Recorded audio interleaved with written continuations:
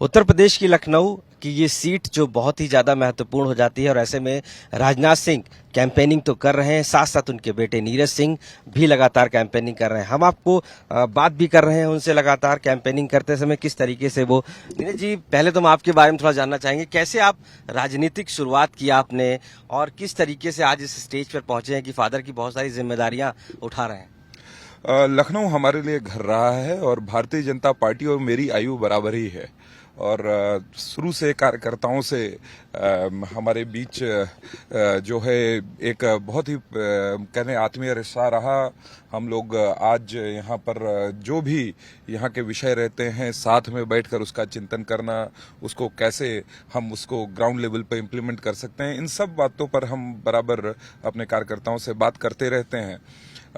Party के सदस्यता अभियान जब पार्टी 18 करोड़ वाली भारतीय जनता पार्टी अब हो गई है कार्यकर्ताओं वाली, तो उस सदस्यता अभियान से भी मैं जुड़ा रहा और उसकी शुरुआती अगर मैं कहूं तो चरण में मैं उसका भाग था और अब फिर इस लखनऊ कॉन्स्टिट्यूंसी में मैं बराबर लगा हुआ हूं। कभी फादर ने इंसिस्ट किया आपके कि आप पॉलिटिकली आइए आगे निकलकर, या आपके अंदर से भी इच्छा थी कि नहीं मैं जनता की सेवा में जाना है, मुझे करना है, क्योंकि आज बहुत बड़ी जिम्मेदारी आप संभाल रहे हैं। नहीं, देखिए, मुझे लगता है कि ये चुनाव तो पूरा कार्यकर्ताओं ने अपने कंधे पर उठा रखा है। मेरी भूमिका सिर्फ यह रहती है कि जो योजनाएं जमीनी स्तर पर उतरी हैं, चाहे वो 105 किलोमीटर के रिंग रोड या फिर तमाम स्टेशन, एयरपोर्ट, उन सबके संदर्भ में हम अपने लोगों को बताएं कि क्यों ये हमारे लिए जरूरी था। ये जो राजनीति आप शब्द कहते हैं, ये केवल राज करने की नीति नहीं है। मैंने अपने परिवार में देखा है कि जब भी किसी ऐसे एडमिनिस्ट्रेटिव पोस्ट पे रहे तो एक बड़ा परिवर्तन हम कैसे समाज के अंदर कर सके, उसका ये साधन बना है। चाहे वो उनको आप नकल अध्यादेश जैसा कानून शिक्षा मंत्री रहते हुए लेकर आए, कृषि मंत्री रहते हुए पहली बार किसानों का ब्याज दर 14 से घटाकर 8% करने काम किया हो, क्रेडिट कार्ड किसानों के लिए लाने काम किया हो, और आज भी देख रहे हैं रक्षा मंत्री के रूप में कैसे हमारे पूरे मंत्रालय को उन्होंने आत्मनिर्भर भारत की तरफ एक कॉन्क्रीट स्टेप उठाने का काम किया है। तो हम लोग भी उसी तरह से सोचते हैं कि किस तरह से समाज में कुछ जोड़ पाएं। मैं अटल स्वास्थ्य मेला करता हूं और करीबन 32,000 उसके लाभार्थी थे हमारे उपराष्ट्रपति, उसमें हमारे मुख्य अतिथि थे और भारत के सबसे बड़े स्वास्थ्य मेले का वो रूप ले रहा है। मैं लखनऊ कौशल महोत्सव कराता हूं हर साल। इस बार 5,284 बच्चे सीधे 2 दिन के अंदर ऑफर लेटर लेकर गए। तो हमारा ये प्रयास रहता है कि कुछ सकारात्मक अपनी तरफ से इस सामाजिक जीवन में काम करते हुए कर पाएं। जब आप घर रहते हैं, आपके भाई हैं पंकज जी हैं, आप हैं, फादर राजनाथ जी हैं, घर में जब चर्चा होती है तो क्या वो उस समय किन मुद्दों पर होती है? क्योंकि जनता भी जानना चाहते हैं कि जो नीरज जी जैसे राजनीतिक रूप से बाहर हैं, क्या घर में भी चर्चाएं किस तरीके की रहती है? कभी कभार निश्चित रूप से जब काम कर रहे हैं इस क्षेत्र में तो चर्चाएं हो जाती हैं, पर मोस्टली तो पारिवारिक चर्चाएं होती, क्योंकि हम लोग को समय ही एक दूसरे के साथ बहुत कम मिलता है। और सही बताएं तो हम लोग पढ़ाई शुरू से बचपन से ही पढ़ाई के में हम लोग ज़्यादा इंक्लाइंड थे। फिर इसके बाद मैंने तो नौकरी भी करी है और तो अब जो समय मिलता है इस सामाजिक जिम्मेदारियों के अतिरिक्त, तो वो अपने परिवार के आपसी जो भी थोड़ा मोड़ा समय आपसी जो है एक दूसरे से हम लोग अपना सुख दुख बांट लेते हैं। लखनऊ की सीट बहुत ही महत्वपूर्ण हो जाती है क्योंकि अटल जी के समय से भी मान लीजिए राजनाथ जी लगातार यहाँ से एमपी रहे हैं, लगातार आज फिर कंस्टिट्यूंसी पे लड़ रहे हैं। आपको लगता है कि लखनऊ जैसी शहर पर राजनाथ जी के लिए जो लोगों का प्रेम है, या कह सकते हैं आप जैसे खड़े हैं, किस हद तक है और क्या लेवल है इसका कि अटल जी के समय से आज तक ये सीट जो है कहीं ना कहीं राजनाथ जी के साथ वो लड़ रहे हैं? देखिए, लखनऊ को की पूरी जो ये ग्रोथ स्टोरी है, आज नाइट एंड फ्रैंक जो रियल एस्टेट कंसल्टेंट एजेंसी है, प्रॉपर्टी एस्केलेशन में पूरे विश्व में लखनऊ को 10वां स्थान देती है। उसका कारण है कि पूरे लखनऊ का जो मॉडल है अब एक मेट्रोपॉलिटन सिटी के रूप में इसका निर्माण हो रहा है। 105 किलोमीटर के रिंग रोड, तमाम जो इन्वेस्टर आएंगे उनके लिए एक लैंड बैंक प्रोवाइड करता है, ट्रैफिक कंजेशन को बचाता है। देश से कनेक्ट करने के लिए हमारे पास आलमनगर का सैटेलाइट स्टेशन, गोमती नगर का स्टेट ऑफ आर्ट इंफ्रास्ट्रक्चर वाला रेलवे स्टेशन, सिटी स्टेशन है। तो विदेश से कनेक्ट करने के लिए टर्मिनल 3 है, जो 56 लाख लोग हवाई यात्रा करके आते थे, अब 1 करोड़ 6 लाख लोग हवाई यात्रा करके इस लखनऊ में आ पाएंगे। और एक बहुत बड़ा चेंज ये है कि ये तहजीब वाली लखनऊ, ये चिकनकारी वाली लखनऊ अब आगे आने वाले समय में जब ब्रह्मोस मिसाइल होगी तो उस पर भी लिखा होगा कि मेड इन लखनऊ। बहुत बड़ी बात है। अब अच्छा, अगर हम बात करें राजनाथ जी की, लोगों से जो कनेक्शन है उनका, हमने देखा पुराने लखनऊ से लेकर नए लखनऊ में, और साथ साथ आपकी भी मीटिंग्स हमने देखा लगातार हर क्षेत्र में होती हैं। जो कम्युनिटी है, वो चाहे हिंदू हो या मुस्लिम हो, सभी के साथ लेकर चलते हैं। क्या कनेक्शन रहा है शुरुआत से उनका? देखिए, उन्होंने जीवन पर्यंत बहुत ही सिद्धांतों का पालन किया है। हमारे भारतीय जनता पार्टी कार्यकर्ताओं की 5 निष्ठाएं बताई जाती हैं। एक राष्ट्रीयता की, दूसरा लोकतंत्र की, फिर तीसरी सर्वधर्म समभाव, चौथा समतामूलक समाज और पांचवा जो है मूल्यपरक राजनीति। तो उन्होंने इन 5 निष्ठाओं का पालन किया है और he has never made any comment against any caste, creed, gender. कभी किसी व्यक्ति, वर्ग विशेष, समूह विशेष के खिलाफ उन्होंने कोई कमेंट नहीं करते। उनका यह मानना है कि राजनीति करते हुए हमारे किसी से मतभेद हो सकते हैं मगर मनभेद नहीं होना चाहिए, कटुता नहीं होनी चाहिए। और मैं मानता हूं कि अटल जी की सिद्धांतों पर चलते हुए माननीय राजनाथ सिंह जी भी उसी लकीर पर चल रहे हैं। एक जनता के मन में होता है कि हमारे सांसद ने हमारे लिए क्या किया। तो अगर हम सरल शब्दों में समझें, और जो हमारे दर्शक हैं देख रहे हैं, अगर राजनाथ जी के बारे में माने तो लखनऊ में क्या इन 5 सालों में बदलाव हुआ है जो देख सकेंगे, लोग समझते हैं? देखिए, लखनऊ को कभी गूगल पे टाइप करके देखते थे तो उस पे लिखा होता था कि it is a human resource provider for company situated in Noida and Gurgaon. मतलब हम मानव संसाधन उपलब्ध कराते थे नोएडा और गुड़गांव को। पर आज हम कह सकते हैं कि the kind of infrastructure work has been done, जो जिस तरह से काम किया गया इंफ्रास्ट्रक्चर पे, आज हमारे बच्चों को अच्छी अच्छी डिग्री लेकर बाहर जाने की जरूरत नहीं पड़ेगी। कई इन्वेस्टर्स यहाँ पर आ रहे हैं, इन्वेस्ट कर रहे हैं, चाहे अशोक लीलैंड हो, वेबले, स्कॉट हो, साउथ कोरियन ई व्हीकल बनाने वाली कंपनी हो, सब यहाँ इन्वेस्ट कर रहे हैं। आज आप देख लीजिए कि आज पुलों का जखीरा दिखाई देता है, रेलवे स्टेशन दिखाई देते हैं। आज गरीब तीमारदारों के लिए यहाँ पर भारत का सबसे बड़ा रैन बसेरा दिखाई देता है। बहुत से काम ऐसे हो रहे हैं जिससे वर्ल्ड मैप पर जो है बहुत प्रोमिनेंटली हमारा लखनऊ दिखाई दे रहा है। और मैं समझता हूँ कि इन सारे कामों के होने के बाद इस पूरे लखनऊ का पर कैपिटल इनकम जो है, प्रति व्यक्ति आय जो है, वह बढ़ेगी। इस विजन और मिशन के साथ इस लखनऊ का विकास कराया जाए। यानी कि मान के चले विपक्ष के कोई मुद्दा छोड़ा नहीं है? नहीं, हम विपक्ष पे भी किसी प्रकार की टीका टिप्पणी नहीं करते। मैंने जैसे भी कहा, उनके पास भी ये मौका था, वो कर सकते थे। पर जिस प्रकार से आप पूरे उत्तर प्रदेश के संदर्भ में कहूं, पूर्व के जो सरकार रहे, they acted more like a CEO of Lucknow rather than chief minister of Uttar Pradesh. वो लखनऊ तक ही उनका विकास सीमित था। आज हम कह सकते हैं जब इन्वेस्टर समिट साइन होते हैं तो पश्चिम में भी होता है, वो हमारे लखनऊ में भी होता है, पूर्वांचल और बुंदेलखंड जैसे भी क्षेत्रों में आज एक्सप्रेसवे पहुंच रही है, और आज डिफेंस कॉरिडोर जैसे प्रोजेक्ट जा रहे हैं, सोलर का बहुत बड़ा प्लांट लग रहा है। ये सारी चीजें काम चल रहे हैं, तो मैं उन पर कोई भी टीका टिप्पणी नहीं करना चाहता हूं। हम अपनी लकीर बड़ी करने पर ही काम कर रहे हैं। लेकिन इस बार आपके सामने जो है चुनौती है कि इंडिया अलायंस है, यानी कि कांग्रेस और समाजवादी पार्टी दोनों साथ खड़े हुए हैं इस लखनऊ में, जहां पर रविदास मल्होत्रा जैसे कैंडिडेट को उतारा है, माना जाता है जमीनी कैंडिडेट है।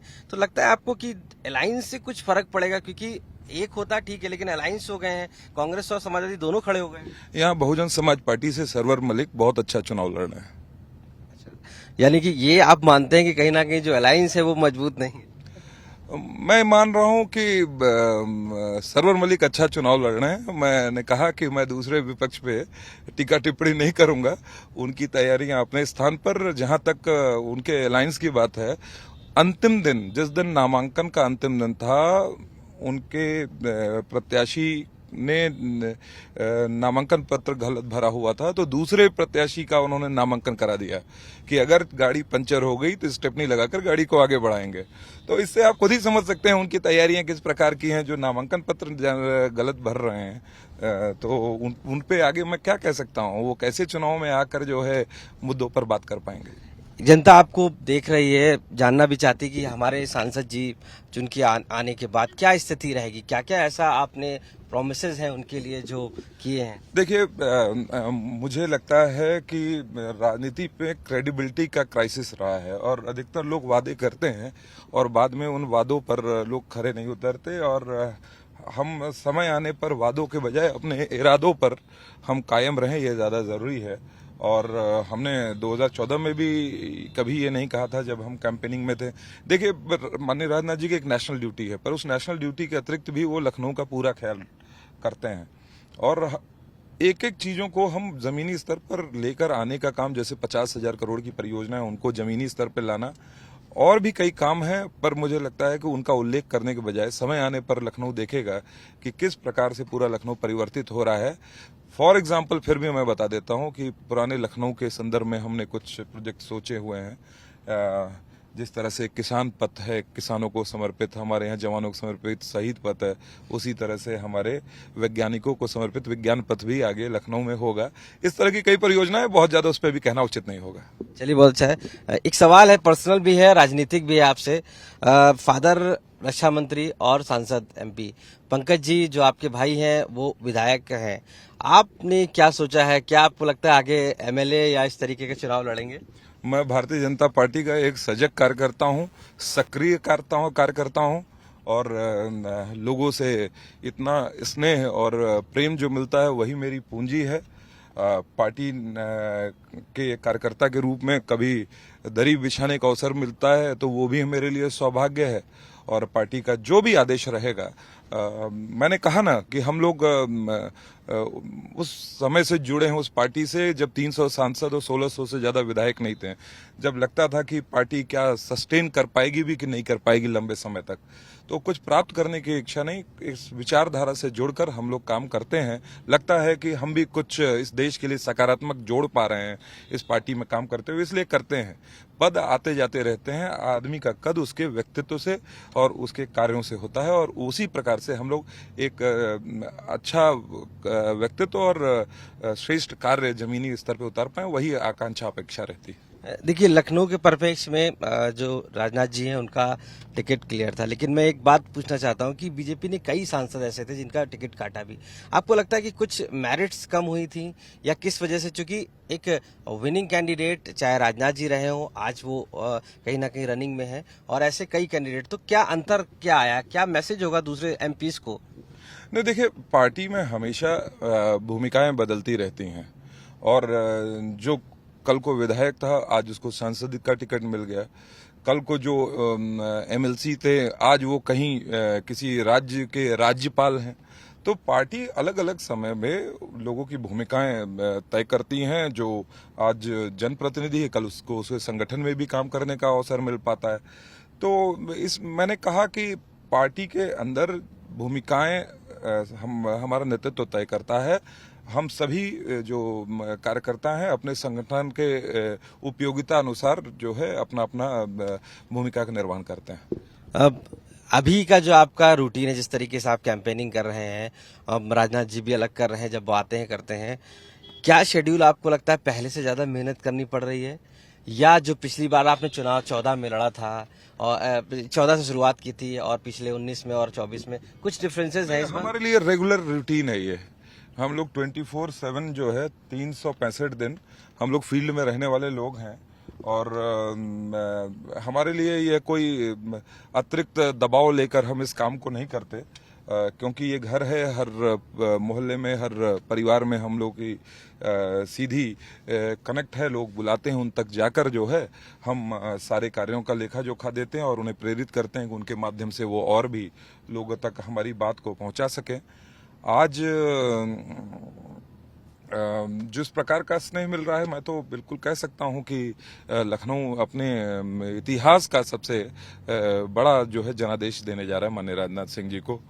और माननीय जी भी अपना जब भी रहते हैं तो लोगों से मिलना जुलना, तमाम जो अलग अलग वर्ग के लोग आकर अपनी अपनी बात उनसे कहते हैं।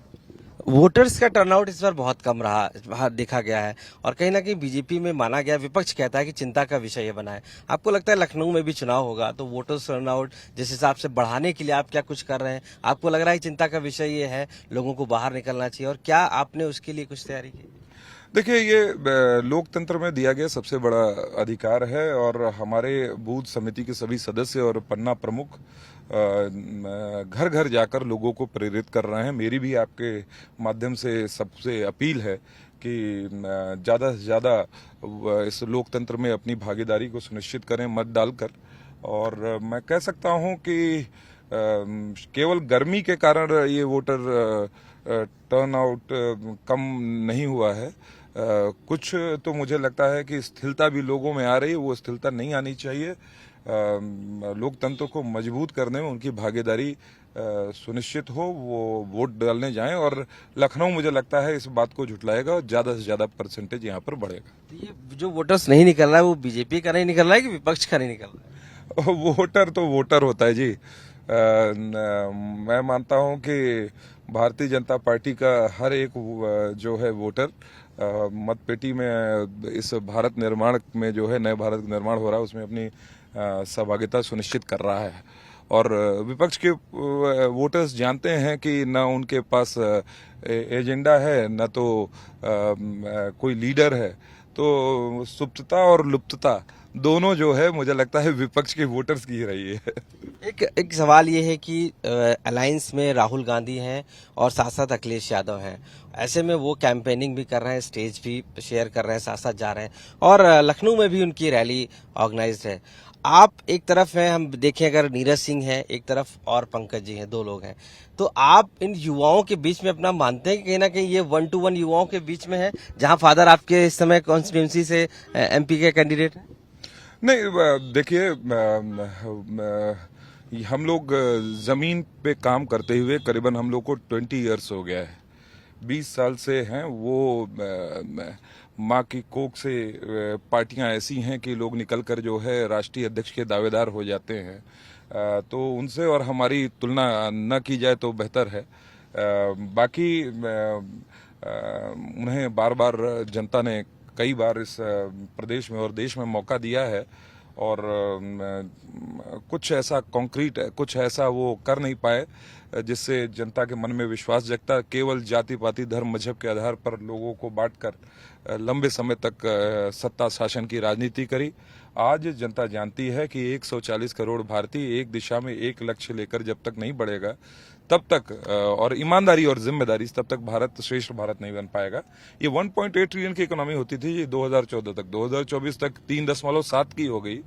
हमारा इकोनॉमिक साइज 10वें स्थान पे था, आज 5वें पे पहुंच गया। केवल 5 एम्स होते थे, आज 22 हो गए। केवल 74 एयरपोर्ट होते थे, आज 152 हो गए।